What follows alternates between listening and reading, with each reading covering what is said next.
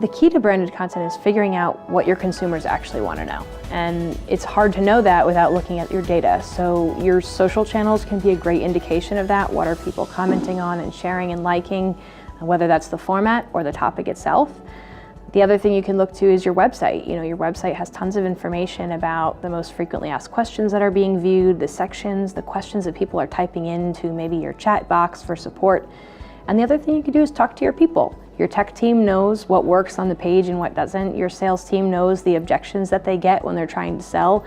And all of those things can be a great indication of what your audience wants to learn more about. I think it's also important to recognize that consumers aren't as savvy as all of us in the industry might be. And so it can be confusing for them if they're not aware of who the sponsor of a piece of content is. So disclosure is really, really important. And what qualifies as clear disclosure depends on your audience and depends on your context again. So you have to think about, how do you normally notify your readers of something?